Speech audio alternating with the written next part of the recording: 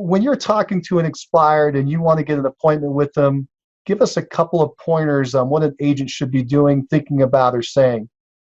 Well, number one, they always think that it was the market or somebody else's fault why their home didn't sell. And that's usually because their agent is brainwashing, their previous agent is brainwashing them to believe that. So you have to, without putting the other agent down, you basically have to get them to be of the opinion that it truly is the individual agent's activities that get a home sold and not the market. So that way they're more open to hearing what you have to say, to get your foot in the door.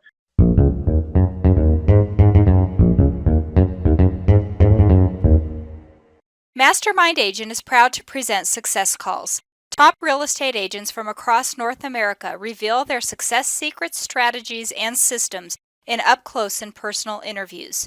You can find all the calls at www.mastermindagent.com. Hi, I'm Mike Cerrone with Mastermind Agent, and welcome to Success Calls. This month's top agent is Jeff Glover with Keller Williams in Detroit, Michigan. Welcome to the call, Jeff. Hey, thanks for having me on, Mike. Hey, Jeff, it's great to have you here. I'm so excited to talk to you today. Now, before we talk about what you're doing today, though, let's go back for a minute and talk about what you did before you got into real estate. Okay. So I was in high school, but I was still selling. I was actually selling furniture for a local furniture chain. And before that, I was actually selling consumer electronics for Circuit City. So I was actually one of the top 2 or 3 in the state of Michigan and top 200 in the whole country as a junior in high school. And, wow. So from there, I went on to sell furniture because I actually wanted to go sell cars because that was like the most expensive thing you could sell. And none of the car dealerships would hire me because they're all full-time, they're not going to hire a kid from high school. So I went and found a furniture chain, nearby, and I sold furniture my senior year. And then the first, 2 or 3 years after that, while I was just starting in the real estate business. Wow. So you knew that you had an aptitude for sales early on. How early did you start selling things? So, the earliest you can get employed in the state of Michigan is 15 years old, like 15 years and 3 months or something like that. So as soon as I was able to work, I got a job at Circuit City, and I thought I was signing up just to kind of be a cashier or whatever, and I didn't know that they were going to put me through a whole sales training, and I had no idea even that they were on commission when I went to the store. Back then, all my friends were making $8-9 an hour, and that was like a big deal. So I had no idea what I was getting into until I got there and essentially learn that it was commission-based and that you can make a lot of money in it. Well, it sounds like you had a really fast start there, but you decided to move into real estate. What made you move out of, the consumer electronics, then the furniture? Why did you gravitate towards real estate? Well, because there was a gentleman in the store. His name was Otis Rayleigh, and he was in the real estate business. And he said, "Kid, as soon as you turn 18, you need to go get your real estate license because it's obvious you can sell." And at the time, I was number 2 or number 3 in the store also there and was still in high school. And as soon as I turned 18, I just figured, hey, what's the most expensive thing you can sell? I enjoy selling. I was doing a good amount of sales. And I think I made my senior year of high school, I was making like 60 grand, 65 grand. So, and that was only on like 18 or 19 hours a week because there's a limit of how many hours you can work. So I just, as soon as I turned 18, went and got my license based on someone's advice in the store. That's great. Let's talk about that first year in real estate. What happened? Did you have a fast start, slow start? So I started I actually say fast and slow, and I'll explain. My first day on the job with the real estate license was, call it June of 2003. And my first closing was January of 2004. So for some people, 6 months without a paycheck is a pretty big deal, and they can't stomach that. Now, I was still selling furniture kind of on the side, even though I did make real estate my full-time thing. When I say full-time, I would work in real estate from say 7:30 or 8 o'clock in the morning until 5, 6 at night. And then I would go sell furniture from 6:30 to 10 p.m. because the furniture stores are usually busy, after people are off work. So I would do that whenever I didn't have appointments. And I started off slow in terms of my first closing wasn't for 6 months, but I remember it was sometime around August or September. I attended a half-day session. It was actually a Floyd Wickman session, and I signed up for their what they now, I don't know if it still is in existence today, but it's famously known as Sweat Hogs. And then they called it the SMART program. It had just went from Sweat Hogs to the SMART program. And I had signed up for that, and that was like a 6-week thing, where every Monday I had to drive a half hour or an hour and show up to this class and so forth. And my first month of doing that, I took 10 listings. And it was really because, somebody just finally handed me a book of scripts and said, here, kid, follow these and you'll be just fine. So here I was going to regular real estate company training, learning how to do open houses and contracts and all this.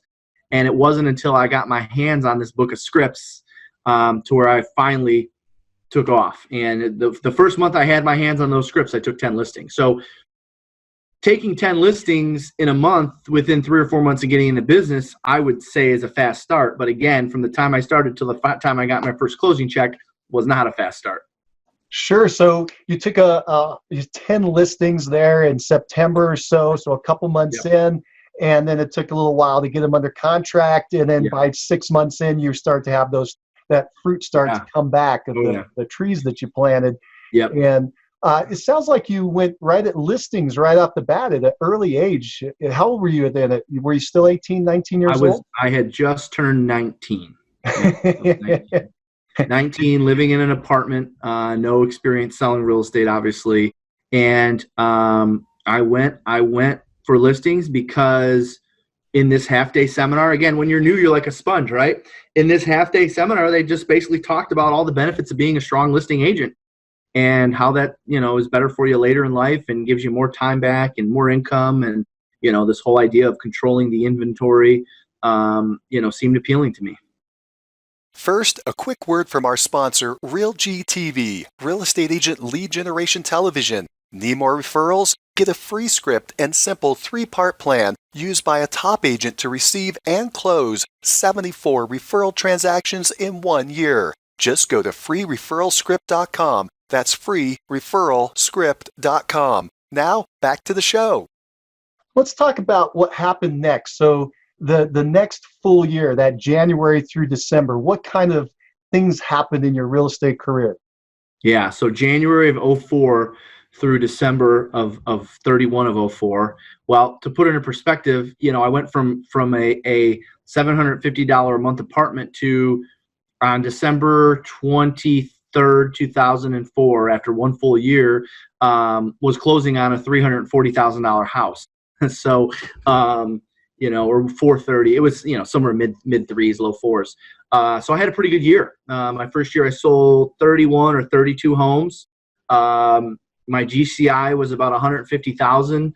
And, back then there wasn't a lot of lead sources and online leads that you could buy. So my expenses were just my time and gas and, materials and postage. So, my net was pretty good that year. And did that all come from prospecting? Yeah. So it was really my big 3 sources of business was open houses. And that's only because that's what I learned early on you're supposed to do. Later in life, I realized that that's not the highest and best use of my time.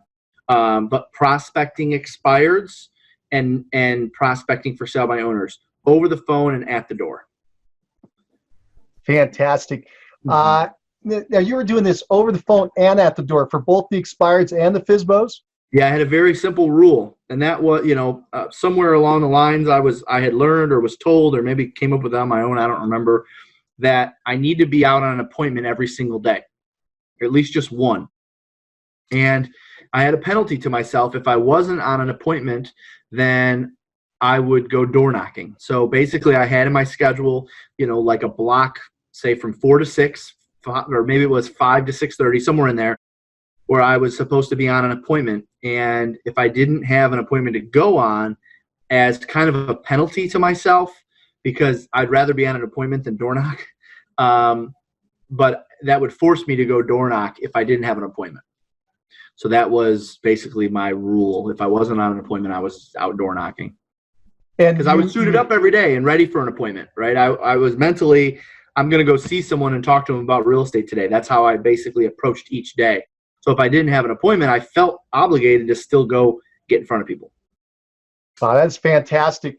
And we're going to come back to some of the things that you've learned to do with these for sale by owners and expired, some scripting and things like that. But let's keep on the timeline of your story because it gets pretty interesting here. So you had a great first full year. Yeah. What happened the second year? So the second year, I did something that not a lot of people do. I took a step back and I got into management.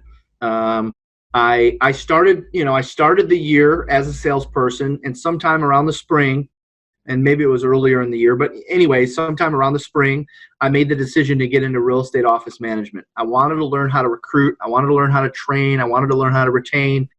Basically, I wanted to learn how to run a real estate company. And part of that was, a lot of my friends were going to college, and I had made the decision to stay back and do community college. And a lot of them were going to college for business management. Well, my thought process was, why don't I, learn how to run a real estate business, and that will be my training instead of going to a 4-year university. Even though the intention was always to go and finish school, I never actually did finish. I got up to like an associate's, which of course is nothing nowadays. My intention was always to go back to school to become, to be equipped to manage a business. And I did that through, I guess you'd call it the hard way. Just, I got an opportunity to run an office for a local Coldwell Banker firm. And, they took a chance on me when I was 20 years old and, built that office up after a couple of years. And that led to some other things, which I'm sure we'll get into. Very nice. So you went into management. You said you were 20. So you're very early 20s. You're now managing an office. Yeah. So I got a couple questions for you before we move on. First of all, you were taking these listings at 19 years old. Now you're managing people at 20. How did you get people to trust you and follow you at such a young age? So two things. We were very fortunate because, I guess I was in the right place at the right time. And the reason why I say that is because I had just somewhere in that middle year of 2004, which was my first full year in the business, I was introduced to another selling system. It was Mike Ferry's selling system. And I really liked that one better. It felt like it fit me more, whatever. It just felt, I felt more comfortable with that. And so, I started applying his principles throughout that year and going into that next year. And when I met with the particular leader, her name was Kathy Schweitzer, she had asked me, of course, number one, they were thrilled to have a meeting and recruit. When a recruit reaches out to you, that's a big deal in the real estate industry, right? So they were thrilled to meet with someone that would reach out to them. But when they found out my goal, they were a little skeptical. You're only 20 years old. You just bought a house. I know you had a good first year, but this is, I don't know, Jeff. I can understand. By the way, my current broker at the time, they had 16 offices around Metro Detroit. I asked for a meeting with that gentleman, and I got the meeting. But he said I needed more seasoning, which at the time it was kind of like, I'll show you. But now looking back, by the way, he was right. So when I met with Kathy, I could tell there was a little bit of skepticism until I said, when she asked the question, well, how did you sell 30 some homes your first year? I said, well, I've really studied and implemented the Floyd Wickman and Mike Ferry system. And her eyes lit up. Well, I didn't know that they had just signed a contract with Mike Ferry to come in and do all the training for their company. So her thought process was, look, this is a perfect example. A brand new agent sold 32 homes in his first year using the system that we just are implemented in our company. And they just implemented it that January. And I was meeting with her in April or March. And so, basically she said, okay, here's what we're going to do. We're going to give you our most failing office. And at the time, the manager of that office had left. and started his own brokerage. So there was only maybe 6 or 7 agents left, and these were all the agents that really nobody wanted. So they were left there, and they said, turn this thing around. Let's see what you can do. And 2 years in a row, I was top recruiter out of the 16 offices, and I filled it and turned it around. And then that led me to an opportunity. The market crashed. They downsized and right-sized a bunch of offices, and I was able to take over the director of training and recruiting for the whole company based on what I had done in those 2 years with them. Wow. Okay. And then, so keep us going on that timeline then. So you took over as a director in training for a couple of years. How long did that last? So I was a manager of the office from May of 2005 is when they announced me. I was 20 years old, and I was in that role until January of 2007. So January of 2007. And in January of 2007, that's when they made all the changes. The market was bad here in Detroit. It wasn't bad around the country yet, but it was really bad here in Detroit. January of 2007, they made all those changes. And then I became in charge of the training and recruiting for the offices that they had left, because they had went from 16 offices down to, I think it was 9 or 10. We'll just call it 10, keep it simple.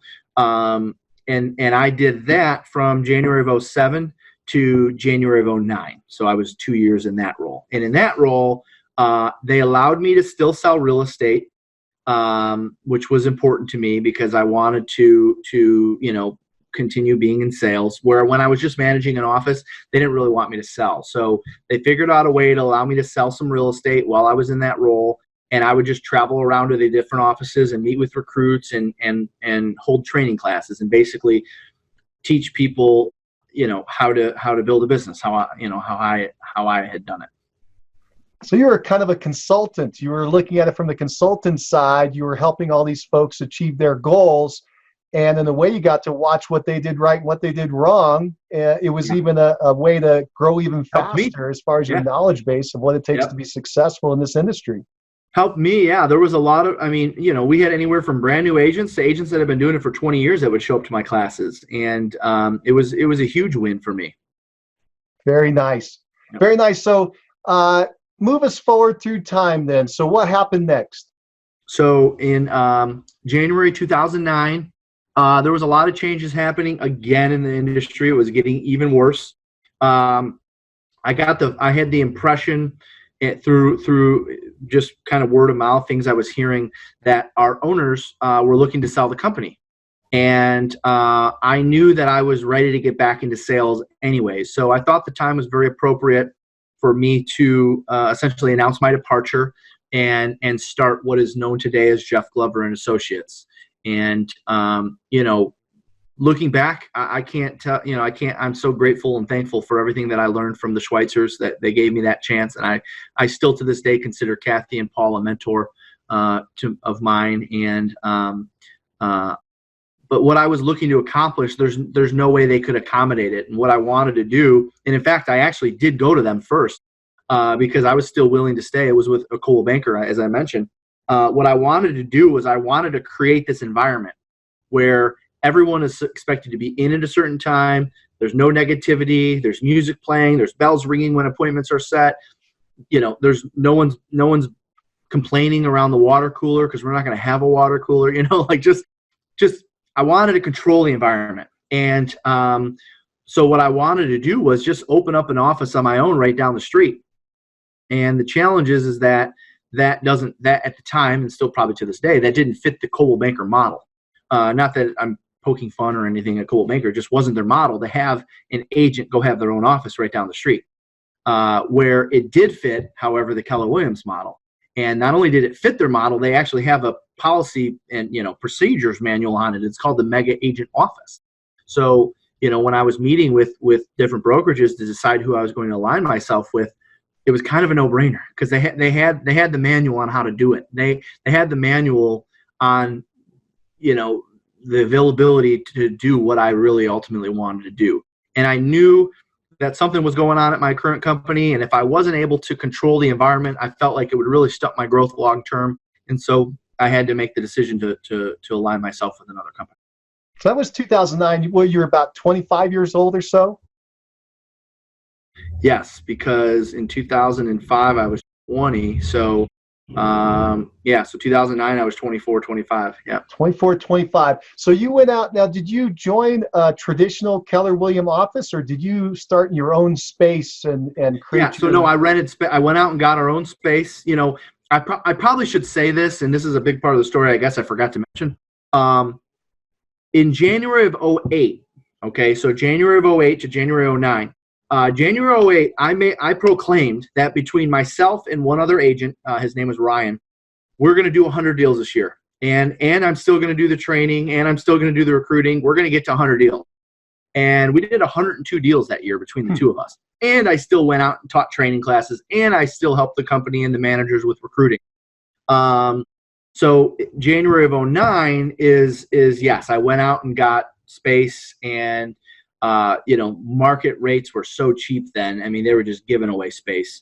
I'm actually in my exact office from that. It's been remodeled now, but you know, yeah, I've been, you know, went out and got space right from the get-go. It wasn't like go to KW and work out of their market centers.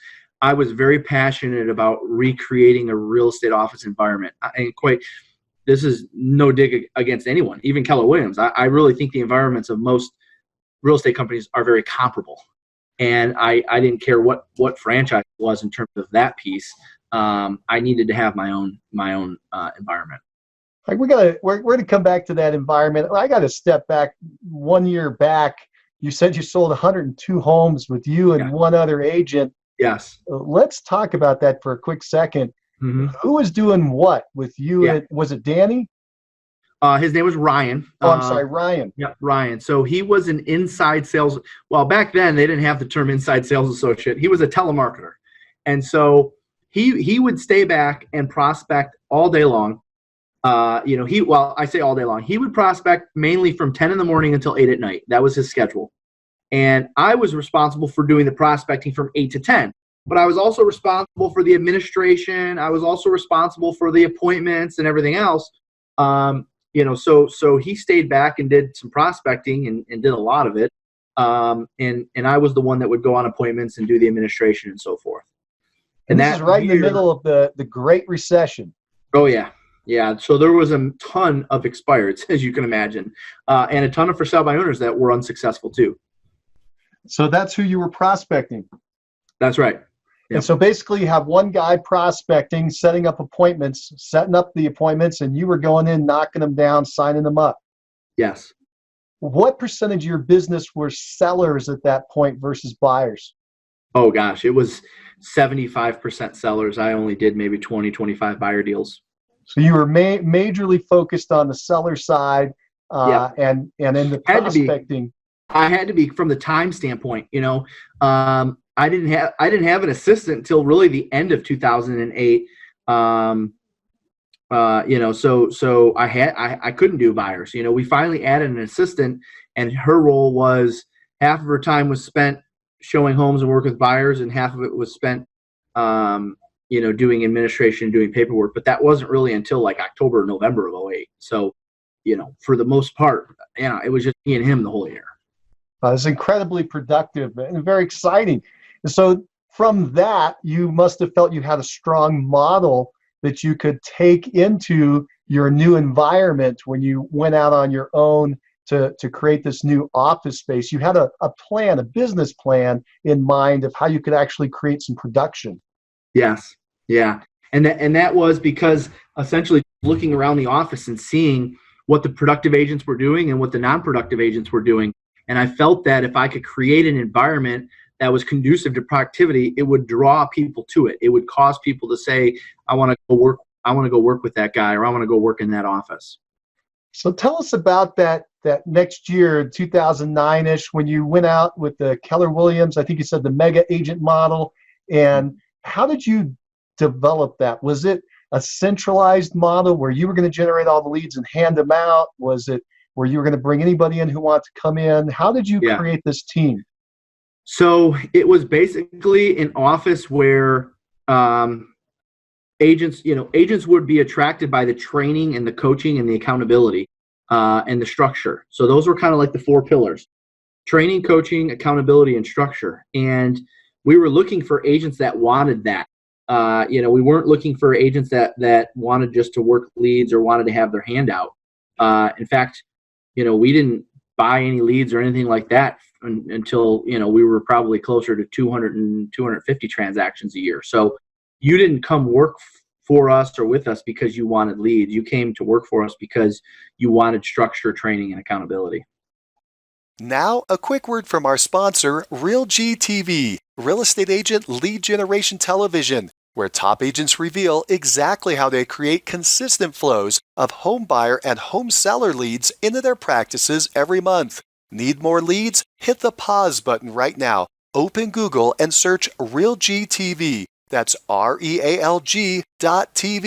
Now, back to the show. How long did you run under that model? What amount of time elapsed before you started buying leads from the outside? I would say 2.5 years. Basically, we did 102 deals in 2008. We did 159 deals or 54, somewhere in there, in 2009.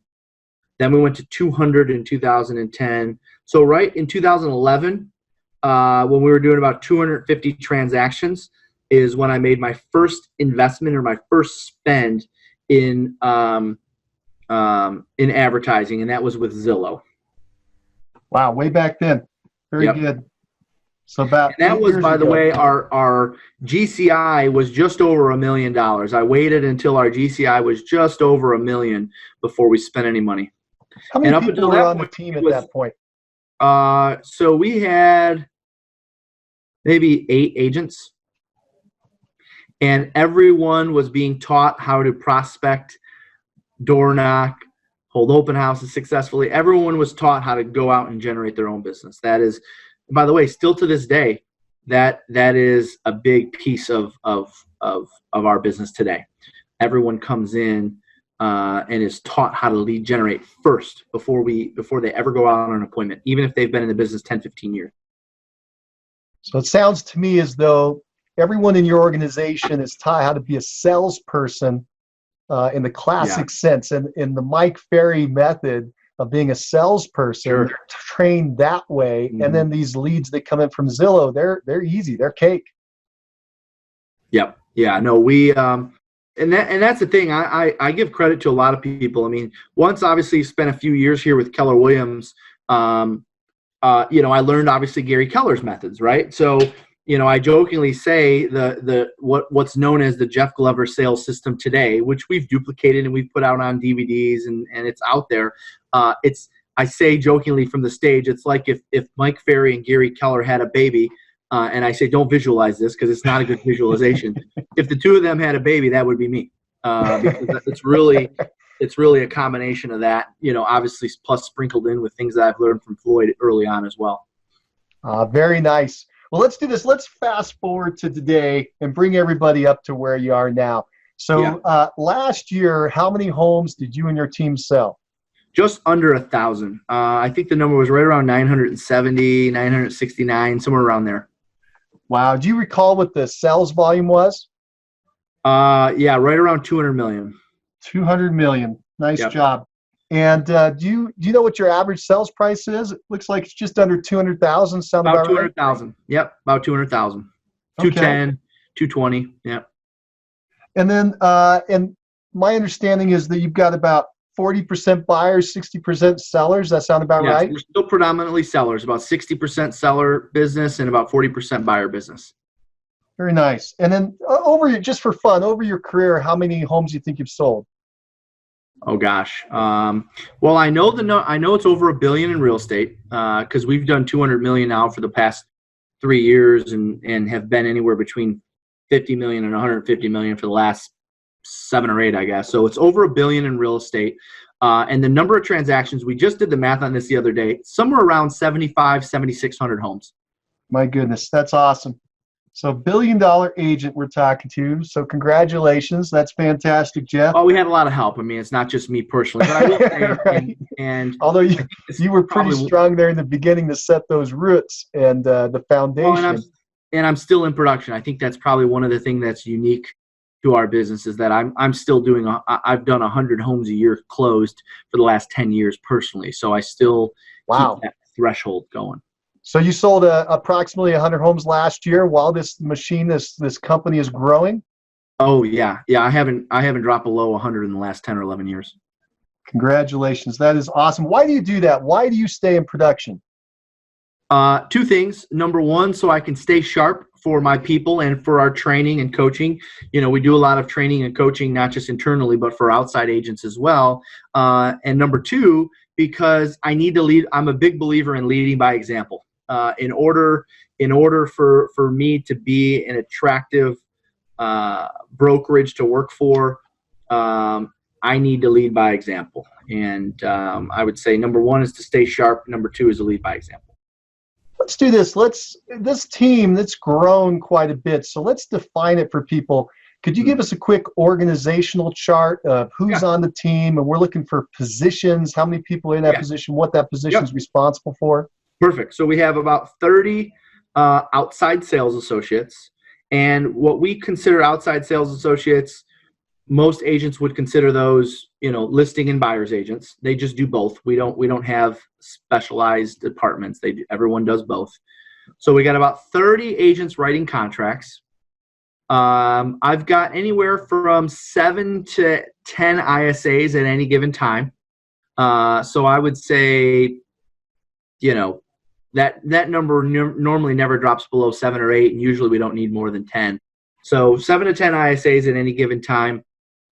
We've got 4 showing agents. And by the way, I should specify our ISAs make outbound seller calls. So they're making outbound seller calls. We've got 4 showing agents, and our showing agents show homes for our OSAs and myself, of course. We have a team of 6 in operations and 2 in the field, for, I guess you could say, a total of 8 in operations. And that's about it. So yeah, that should work out to about 55, 60 people. Very nice. Look, if you don't mind going into a little more detail there, and in particular, when people are thinking about putting together a team or they already have a team going, one of the biggest questions they have is whether they're creating the proper compensation models. They're worried about attracting people without overpaying so that the operation doesn't make any money. They don't know where that balancing act is. Yeah. Could you help us with how you're compensating? Let's start with, say, your outside sales agent. So our outside sales associates, we have essentially 4 splits, if you will. And those splits range anywhere from basically on the high end, 70% to the agent, and on the low end, 40% to the agent. So we also, you should note, of course, number one, our average sales price to this day is still only about $220,000. So I think people get hung up on splits, and they really have to take in consideration cost of living, average sales price, you know, cost of a lead, and so forth. That varies by market. All right. So our agents, they're broken down into 4 categories. They get 40% on a company-generated seller. So we had to do some advertising or ISA, you know, set an appointment. They get 40% on a company-generated seller. They get 50% on a company-generated buyer. You know, a Zillow lead or something like that. They get 60% on a self-generated seller. So they prospected, they held an open house, they door knocked, they called their sphere of influence, they did something to generate business from their sphere. And 70% on a self-generated buyer. You know, so that would be, again, open house, something they did to generate the business on their own. And you know, I should also note that we don't do any transaction management for our associates. You know, a lot of teams with doing 1,000 units, they'd have an administrative team of 12 to 15 people. That's one of the ways we keep our operational costs down. And at the same time, I also think it's one of the reasons why our agents have a higher written to close business ratio than most teams, because they're involved in the inspection issues, appraisal issues, and so forth. Now, of course, you could also argue, well, that could be holding them back. And we do have a program for our agents once they get up to 50 units closed. If they wanted to hire an assistant, we help them with that.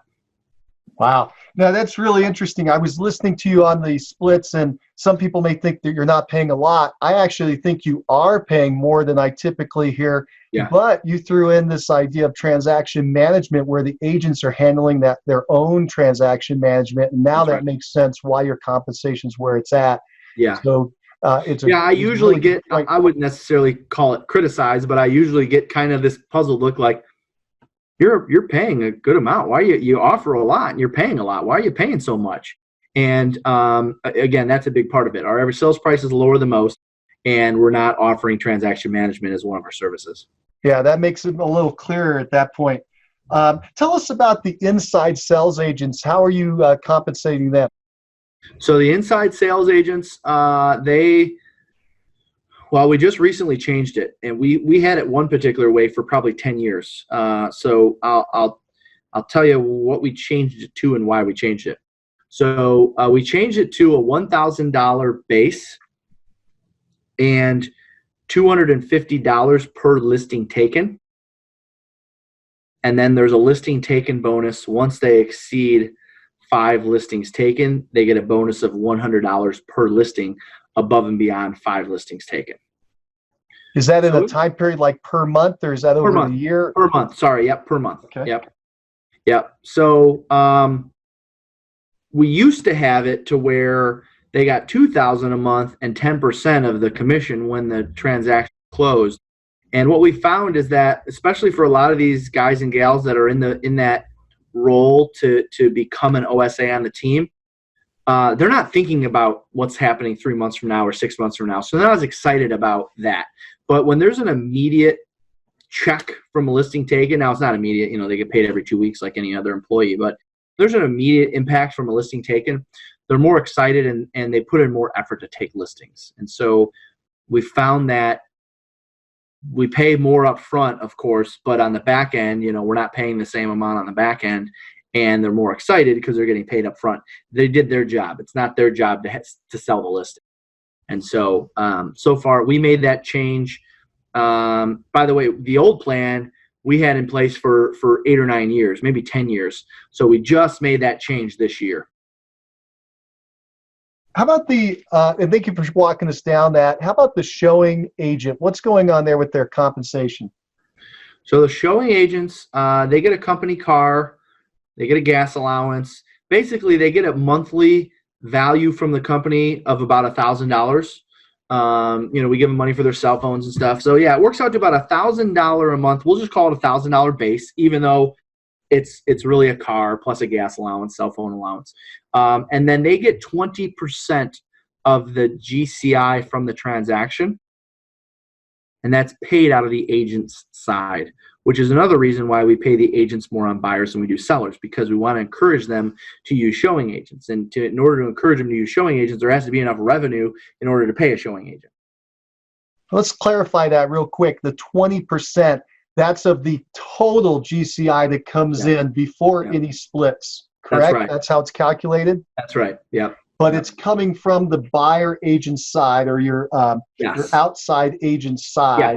So in other words, if they self-generate a buyer, the company is never getting less than 30, but they're going from a 70 down to, what is that, 50? Yeah, my math's bad. That's right. They're going from a 70 down to 50 on that transaction. Which is still very healthy for them, and it gives them a reason to leverage.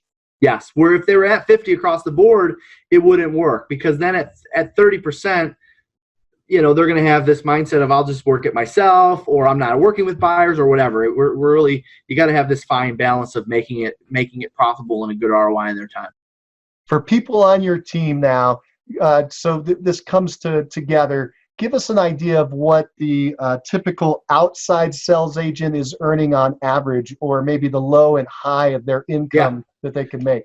Yeah, so we put out a stat, I think it was last year or the year before, and that was basically something to the effect of 80% of the agents that have been on our team 24 months or more are making 6 figures. And that was kind of like a recruiting promotion we put out there. And it's still probably pretty close to that. I mean, maybe it's dropped down to 70 as we've grown, but for the most part, 75%, we'll call it, of our agents are making at least 100 grand or more if they've been with us for at least 2 years or more. And that makes sense. Um, How about the inside sales agents? How are they doing? Yeah, so the inside sales agents, if you on the old plan, they made a little bit more money. They had a higher base, but remember they had to get paid more so on the back end. So that never really works out to more than $2,000 or $3,000 a month. Still to this day, it's about $2,000 to $3,000 a month, right? Because it's $250 per listing taken plus their $1,000, and we expect them to take 4 or 5 listings a month from their efforts. So they're not usually in that role though for more than 6 months, because the ISA role is what we put agents through before they become OSAs. Aha. And then the showing agents, what is their compensation coming out to as far as income per month or per year? So we've had a showing agent make $100,000 in a year. That happened one time, and that was in 2015. Since then, most of our showing agents make anywhere from say $35,000 a year on the low end to $75,000 on the high end. One more question there. You made it sound like there's a hierarchy that people would start as let's say an inside sales agent for 6 months or so, get trained, and then they move into outside. Is that correct? That is correct. Yeah, everyone who starts with our firm, depending on their level of experience, we put them into an ISA program for a minimum of 30 days, a maximum of 6 months, depending on their experience and how much business they were already bringing in at their previous brokerage. So you're going right back to your roots, where everyone needs to be trained in sales and Absolutely. be a really good salesperson, have scripts and dialogues, know what to say, and then they can move out to working more generically. Exactly. Very nice. Thank you for walking us through that. I really appreciate that. No problem. Let me ask you this. You said that in the old days, expireds was a big part of your business, and FSBOs. Is that still a large percentage of your business? It is. It's still our, it's still our number 2. This year it might be number 3, but it's either our number 2 or number 3 source of business. So yeah, it's for years and years it was number 1. But then we got into mass marketing, then we've really done a good job of getting business from our database the last 3 years. So that's actually now our number 1 source. It's always been really low on the list actually, and now it's our number 1 source. So the top 3 are database, which is past client sphere of influence, advertising, which is mass advertising and internet leads, and then number 3 would be prospecting, which is your for sale by owners and your expireds. I'm going to go down to number 3 first, because that's where you got your roots and you were doing really well. And it's an area people want to know a little bit about, and you have an expertise there. So let's talk about expireds for a minute. When you're talking to an expired and you want to get an appointment with them, give us a couple of pointers on what an agent should be doing, thinking about, or saying. Well, number 1, they always think that it was the market or somebody else's fault why their home didn't sell. And that's usually because their agent is brainwashing, their previous agent is brainwashing them to believe that. So you have to, without putting the other agent down, you basically have to get them to be of the opinion that it truly is the individual agent's activities that get a home sold and not the market. So that way they're more open to hearing what you have to say, to get your foot in the door. So I always ask the question, basically, depending on how the conversation's going, I'll usually throw out there's a reason why some agents sell more homes than others. Are you familiar with why that is? No, why? Well, of course. Well, why is that? It's their individual activities. So I would venture to bet that there's something that we're doing differently than what you had before. And I can't make any promise or guarantee that I can sell your home. But what I can guarantee is that we're probably doing something differently, and it might be worth just a few minutes of your time to at least hear what we're doing. So I get their mind wrapped around this idea that there's a reason why some agents sell more homes than others, and then there must be things that they do differently. And once I get some sort of confirmation or agreement on that, that's when I essentially can close for an appointment, when I talk about, okay, well, here's what we are doing differently. So you create curiosity about the differentiation of why one agent excels above another, and then they want to hear about why. Yes, that's right. Smart. Very smart. Thank you. And could you do a similar analysis on for sell by owners? How are you going to convince somebody who thinks they can sell their home on their own or save a commission that they should be talking to you instead? The key with for sale by owners is having the conviction. Like, you have to believe down to your core that you can truly net them more in the sale of their home. And net them more doesn't necessarily need to be sales price minus expenses, right? It can be time on market. Time is money. It can be resources that they would have to use, that they would have to go out and get on their own. It can be headaches. My whole thing with the for sale by owner is that I truly believe no matter what house it is, I'm going to net them. I'm going to net them more time. I'm going to net them more money. I'm going to net them more. And agents have to have that conviction and that belief in order to succeed with for sale by owners. And the reason for that is because you have to look at it as for sale by owner. They're a salesperson too. They think they can sell their home. They think they're just as good, if not better than you. So who usually wins when two salespeople are going head to head? The one with more conviction. So I have the conviction that I can net them more and save them time. And because of that, I'm in a position to succeed more with for sale by owners than most. Very nice. Very nice. Now let's talk about, you said you're getting a lot of business now from repeating referrals from your past clients and sphere of influence. Mm-hmm. How big is that database of past clients and sphere of influence now? So our past client sphere of influence database is right around 7,000, 6,000 names, phone numbers, email addresses. And it's not so much about the size of business, it's what we've changed to get a return on that. Even 3 years ago, there was still 4,000 or 5,000 people in the database. It wasn't a huge focus of ours. It wasn't an area where we were putting any attention towards it. And now that we are, it's our number one source of business. What changed? What did you do? What were you doing? And now what are you doing now? Yeah, so I would say two things changed. Number one, we developed a mission around customer service. Number one, we didn't have a mission before. The mission was just let's all make a lot of money together and have fun. That wasn't really well promoted. It was understood, but it wasn't like mission, right? So we developed a mission and a mission statement around the customer experience. And the mission is living an unreal experience to deliver one. Living an unreal experience to deliver one. And what we mean by that, I've got my little, so now it's like part of our culture. Live unreal, right? So our agents are our whole idea is you live in unreal life on this earth with your family, at the office, at home, with your friends. So that way the experience with your clients is a better one. Our thought process is if you're happier, if you're more fulfilled, if you're enjoying life more, you're more likely to transcend that to your client's experience. And that leads to a better experience overall for everybody. So we created a mission around living an unreal experience to deliver one, number one. And number two, we implemented a formula, which we didn't even know at the time was a formula. We call it a formula because it's a formula now, and it's something that we teach a lot of agents, or something that we're teaching agents and will be actually the theme of our event in January coming up. And that is, it's called the 4x2 by 1x12. And again, it's like a mix of there's so many formulas out there, right? You hear 33 touch, 10 days of this, 11 days of that. We didn't even know it was going to be a successful formula until we implemented it. And now, a couple years later, it's our number one source of business, which equates to about 350 to 400 transactions a year, where 3 years ago, we were doing less than 100 transactions a year from our database. Tell me the name of that formula again.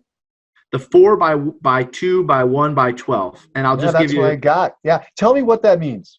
Yeah, so it means, and it would take an hour to go through everyone in detail, but I'll just give us the overview. Yep. So it's 4 pieces of regular mail. So 4 pieces of mail, 1 per quarter. 2 phone calls where we add value to the client. We don't ask for business. 1 client event where we add value to the client. And 12 digital newsletters. And we think in terms of infotainment, information that's entertaining and it's customized. So it's not like, set your clocks back. I mean, we're not sending out the same stuff that everyone else is sending out. We're personalizing it to us and our business. Fantastic. Jeff, this has been great, and thank you for opening that up for us. A couple more quick questions. Now, people have been listening. You got all these people running around now. 50 people, and you've got some new expenses, and things seem a little wild and crazy. And so the question people might have is, are you profitable? Yeah. So yes, and then no, and then yes, and then no, and then yes. So we've gone through, it's interesting, as the business has grown, the size of the business and the GCI has gotten bigger, but the profit percentages have shrunk. And so we're now at a point where we're looking at bringing that back up while still growing the GCI. So I think it's probably something that a lot of businesses go through during their growth phase. We got, 4 or 5 years ago, I was at 35% profit margin, which was great on a business that was generating a couple $1 million in GCI. But then we hit 5-6 million in GCI, and that went as low as 10%. And so our goal for this year is to end up somewhere around 20%, and we never want to drop below 20 again. And so we'll probably end up 17, 18% this year and try to get to 20 next year and just keep it there. Thank you. Thank you for sharing. That gives people some targets. I appreciate that. Oh yeah. You can't get discouraged when you're looking up and seeing some of your agents netting more money than you are during the growth years, as long as that doesn't last more than a couple of years, because obviously you got to sustain the business so that way they can continue to make money too. And it's worth it because you're putting in probably twice the time as anybody else in the business. Jeff, what drives you? Honestly, the biggest thing for me is there's one thing I can't stand about this industry, and that is that nobody tells agents the truth about what it takes to succeed in this business. I mean, there's very few people that actually tell them the truth. And part of that is the brokerage business is set up to where let's do everything we can to keep them plugged in, keep them happy, keep them feeling good, so that way we don't lose agents. And the reality is I am passionate about telling agents the truth about what they need to do to succeed, and I'm not going to stop until, I'm not talking to thousands. I'm talking to everyone about what it takes to succeed in this business. So I would say that that's the number one thing that drives me. Jeff, if you were going to advise a brand new agent who's just getting in the business, what would you tell them to do first? Oh, without question, you have to master the scripts. And even in this day, 2019, all right, you've probably read a book or two or gone to a half day or a seminar where somebody said, master your scripts, master your scripts. I'll tell the story about when I first got in the business. I was 19 years old. My broker said, I went to my broker's office and said, I know I've had success selling furniture, but how am I going to convince these people to list a house with me when, number one, I look like a baby, and number two, I don't even own a home myself? And he said, Jeff, you just have to sound like you've been doing it for a long time. That was his advice. So his name was Tim Riley. I said, okay, Tim, how do I do that? Well, you have to master the scripts better than anyone else in the office. So I was the weirdo that was holding the script book, and chanting them aloud and chanting them into a mirror and trying to find agents in the office that would role play with me, which, by the way, most of them wouldn't because they all thought I was weird for doing it. And, I was nervous that I would get the question, how long you been doing this? Or, gee, how old are you? So my biggest fear was being asked those two questions. And so the answer I got was just sound like you've been doing it for a long time, Jeff, which that translated to mastering the scripts. Very good. Excellent advice. Well, Jeff, I've come to the end of my questions for today. Do you have any parting thoughts for the listeners? No, I would just say, number one, I appreciate, obviously, you doing this. And I think that what I love about your organization is, and it's a big belief of mine, and that is exposure. Anytime you can get out of your box and expose yourself to people that are doing things differently, or people that are doing amazing things at a big level, you're going to stretch your mind. And once your mind is stretched, it'll never go back. And that's really one of the reasons why we created Glover U, which is essentially the training and coaching arm. We want to be able to expose people to things that we're doing that they wouldn't necessarily get from their current brokerage. And I love that about you guys as well. Thank you, Jeff. And Jeff, if somebody wants to learn more about your training, where should they go to learn more? I would recommend going to gloveru.com, GLOVER and the letter U.com, or find us on Facebook at Glover U. I'm putting out content at least once or twice a week because that's what I'm doing with our team here. Well, that's it for now. Thanks for joining us on Success Calls. Keep moving forward. Bye. If you like the show and want to know when the next one's coming out, click the subscribe button. And if you want to hear more episodes like this, give the show a 5-star review and write a quick comment. I read them all, and it motivates me to keep going and share the top agent success stories with you. Thanks. If you're looking for more ways to generate leads, check out our sponsor, RealGTV, Real Estate Agent Lead Generation Television, and their giant database library of video trainings where top agents reveal, demonstrate, and discuss their best lead generation methods. Visit RealGTV, REALG.TV. If you're low on funds or just want to get the maximum leverage, check out my masterclass webinar titled Top 5 Free Lead Sources for Real Estate Agents. Learn more at freeleadtime.com. That's freeleadtime.com. Oh, and if you have a real estate friend who needs some inspiration, tell them about the Success Calls podcast. And don't you forget to subscribe right now to hear all the great top agent ideas. Keep moving forward. You've been listening to Success Calls on the Mastermind Agent Network, where top real estate agents from across North America reveal their success secrets, strategies, and systems in up-close and personal interviews. You can find all the calls at www.mastermindagent.com.